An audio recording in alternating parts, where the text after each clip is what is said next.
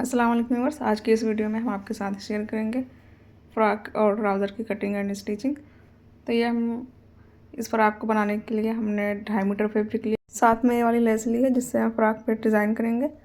तो सबसे पहले हम ट्राउज़र की कटिंग करेंगे, क्योंकि फैब्रिक हमारे पास बहुत कम है और हमें 8 से 10 साल की बच्ची का फ़्रॉक बनाना है। फ़्रॉक एंड ट्राउज़र दोनों बनाएंगे।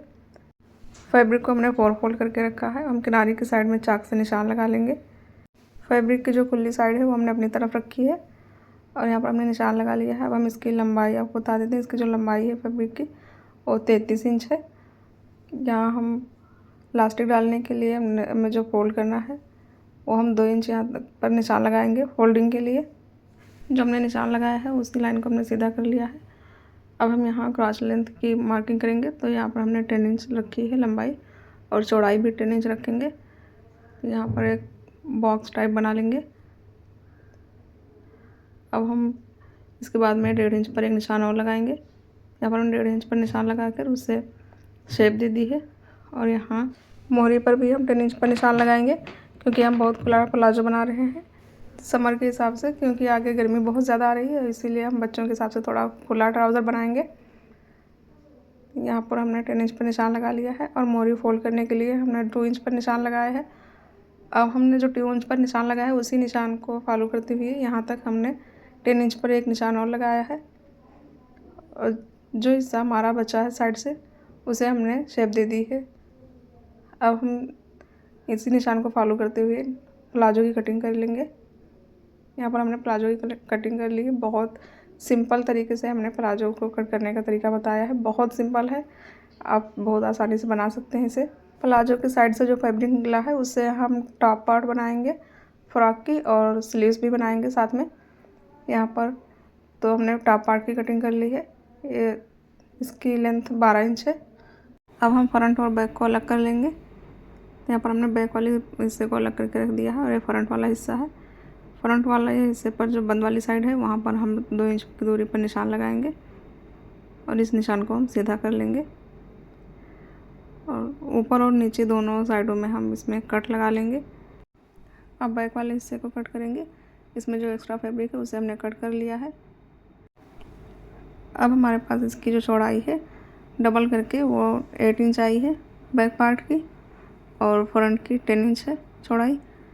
हम इन दोनों को आपस में रखेंगे और यहाँ पर जहाँ तक हमने निशान लगाया था 2 इंच पर उसे हमने अंदर फोल्ड कर लिया है। अब हम शोल्डर एंड आर्म होल की मार्किंग करेंगे। तो शोल्डर की हमने 5 इंच रखी है और आर्म होल भी 5 इंच है। यहाँ पर चेस्ट हमने रखी है 7.5 इंच और वेस्ट हमने रखी है 7 इंच। हाफ इंच हमने डाउन किया इसमें। यहाँ नेक की मार्किंग करेंगे। नेक की चौड़ाई में रखी है 2 इंच और नेक की जो लंबाई है वो बैक साइड की वो 3 इंच है और फ्रंट की लंबाई 3.5 इंच है। मार्किंग हमारी कंप्लीट हो चुकी है। अब हम इसकी कटिंग करेंगे। तो जो हमने निशान लगाया है उसी के ऊपर हम कटिंग करेंगे। नेक कट करने के लिए पहले हम बैक वाले हिस्से की कटिंग करेंगे। नेक का जो बैक वाला हिस्सा है उसे हमने कट कर लिया है। अब हम फ्रंट वाले नेक को कट करेंगे। फ्रंट वाले नेक को हमने हाफ इंच बड़ा रखा था बैक वाले नेक से। ये हमारे पास जो एक्स्ट्रा फैब्रिक है उसकी कटिंग करेंगे। यहाँ हमने निशान लगा लिया है। यहाँ तक इसे यहाँ पर हम सिलाई करेंगे, इसलिए हमने दोबारा से निशान लगा लिया है।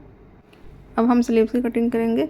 स्लीव्स को हमने 4 फोल्ड करके रखा है और यहाँ पर हम इसकी लंबाई बता देते हैं। इसकी जो लंबाई है वो 17 इंच है और 17 इंच पर हम निशान लगा लेंगे। हमारे पास एक्स्ट्रा जो फैब्रिक है उसकी हम कटिंग कर लेंगे। यहाँ तक हमारा एक्स्ट्रा है। अब यहाँ तक हम 7 इंच पर निशान लगाएंगे और जो एक्स्ट्रा फैब्रिक है उसे हम जब स्लीव्स कट करेंगे तो उसी के साथ में एक्स्ट्रा फैब्रिक को कट कर देंगे। और चौड़ाई में हमने 2.5 इंच पर निशान लगाया है। अब इसी निशान के ऊपर हम कटिंग करेंगे। यहाँ फ्रंट साइड पर हम हल्का सा और कट करेंगे और सेंटर में निशान लगा लेंगे। यहाँ हम 1.5 इंच पर निशान लगाएंगे फोल्डिंग के लिए। यहाँ से हम फोल्ड करेंगे। ये हमने बॉटम पार्ट के लिए 2 पीस फैब्रिक लिया है और इसमें हम गैदरिंग करेंगे, इसीलिए हमने इसे चौड़ाई में ज़्यादा लिया है। इसकी चौड़ाई 32 इंच है और इसकी जो लंबाई है वो 20 इंच है। अब हम आपको फ्रॉक की स्टिचिंग दिखाते हैं। सबसे पहले हम फ्रॉक के टॉप पार्ट को स्टिच करेंगे। बैक पार्ट को हम साइड में रखेंगे, पहले फ्रंट पार्ट के स्टिचिंग करेंगे। तो उसके लिए हमने फ्रंट वाले हिस्से को ले लिया है, तो हमने जो 2 इंच की दूरी पर निशान लगाया था उसी के ऊपर हम सिलाई करेंगे। जब हमने इसकी कटिंग की थी तो फैब्रिक को हमने पलट के रखा था, यानी कि उसकी उल्टी साइड थी, लेकिन अभी हम इसकी सीधी साइड पर सिलाई कर रहे हैं। सिलाई करने के बाद इसके ऊपर हम प्रेस करेंगे और प्रेस करने के बाद ये वाली लेस हम इसके अंदर रखकर स्टिच कर देंगे। यहाँ पर आप देख सकते हैं, इसी तरह हम लेस को अंदर रखेंगे और दोनों साइडों में सिलाई लगा देंगे। फ्रिल बनाने के लिए हमने फैब्रिक ली है, इसकी चौड़ाई 4 इंच थी, लेकिन हमने हाफ इंच इसमें फोल्ड कर लिया है, फोल्ड करके सिलाई लगा ली है। अब इसकी चौड़ाई 3.5 इंच है। यहाँ पर हम इसमें गैदरिंग दे देंगे। ये हम नेक के लिए फ्रिल तैयार कर रहे हैं। यहाँ पर आप देख सकते हैं हमारी फ्रिल तैयार हो चुकी है। अब हम फ्रंट वाले हिस्से को लेंगे, इसकी बैक साइड पर हम फ्रिल को रखेंगे कुछ इस तरह से। अब हम इसके ऊपर सिलाई लगाएंगे। जो सिलाई हमने फ्रिल बनाते वक्त लगाई थी उसी सिलाई के ऊपर हम दूसरी सिलाई लगाएंगे। उससे बाहर सिलाई ना लगाएं, उसे अगर आप चाहें तो अंदर लगा सकते हैं, लेकिन बाहर ना लगाएं। अगर आप बाहर लगाएंगे तो जब इसे हम पलट कर रखेंगे तो ये जो हमारी फ्रिल वाली सिलाई है वो दिखाई देगी और अच्छी नहीं लगेगी। तो इसीलिए आप जब भी सिलाई लगाएं तो सिलाई के ऊपर ही सिलाई लगाएं। अगर आप फ्रिल के साथ पाइपिंग लगाना पसंद करते हैं तो इसके लिए आप फैब्रिक को की सीधी साइड पर फ्रिल को अटैच करें। यहाँ पर हमारी सिलाई कंप्लीट हो चुकी है। हम इसमें छोटे छोटे कट्स लगा लेंगे और उसके बाद में इसे पलट देंगे। तो पलटने के बाद हमने इसे प्रेस कर लिया है अच्छे से। इसके ऊपर हम दोबारा से एक सिलाई और लगाएंगे। यहाँ पर हम हाफ इंच की दूरी पर सिलाई लगा रहे हैं। फ्रिल को पलटने के बाद इसके ऊपर हम सिलाई इसलिए लगाते हैं कि जो इसकी अंदर वाली सिलाई है वो नज़र ना आए। ऊपर वाली सिलाई लगाते वक्त आप चाहें तो इसमें लेस भी लगा सकते हैं साथ साथ में। फ्रिल को बराबर करते हुए सिलाई लगाएं। यहाँ तक हमारी सिलाई कंप्लीट हो चुकी है। फ्रिल को हमने नेक के ऊपर अच्छे से अटैच कर दिया है। यहाँ पर आप देख सकते हैं, और जो अंदर वाली सिलाई है वो नज़र भी नहीं आ रही है। बहुत ही फिनिशिंग से फ्रिल को हमने तैयार किया है नेक के ऊपर। फ्रंट पार्ट को हमने तैयार कर लिया है। अब हम बैक पार्ट के नेक को तैयार करेंगे। तो यहाँ पर हमने बैक पार्ट के नेक को तैयार कर लिया है। अब इसके ऊपर रखकर शोल्डर ज्वाइन कर लेंगे। यहाँ पर हमने शोल्डर को ज्वाइन कर लिया है। अब हम इसमें स्लीव्स ज्वाइन करेंगे। टॉप पार्ट की सीधी साइड और स्लीव्स की सीधी साइड को दोनों को ऊपर नीचे रखते हुए इस पर हम सिलाई लगाएंगे। यहाँ पर आप देख सकते हैं हमने दोनों को ऊपर नीचे रख लिया है। अब इसके ऊपर हम सिलाई लगाएंगे। स्लीव ज्वाइन करते वक्त आप इस बात का ध्यान रखें कि जो आपने कटिंग करते वक्त स्लीव्स का जो ज़्यादा वाला हिस्सा कट किया था उसे आप फ्रंट साइड पर रखेंगे, और जो आपने बराबर कट किया है उसे बैक साइड पर रखेंगे। अगर आप गलती से उस ज़्यादा कटे हुए स्लीव्स को बैक साइड पर रखकर सिलाई कर देंगे तो उसमें जब आप ड्रेस को पहनेंगे तो उसके बैक वाले हिस्से से खिंचाव आएगी और वो सिलवट भी आएंगी, वो अच्छी नहीं लगेंगी। इसलिए आप इस बात का ध्यान रखें। दोनों स्लीव्स को हमने टॉप पार्ट से ज्वाइन कर ली है। अब ये हमारा बॉटम पार्ट है, इसमें हम गैदरिंग करेंगे।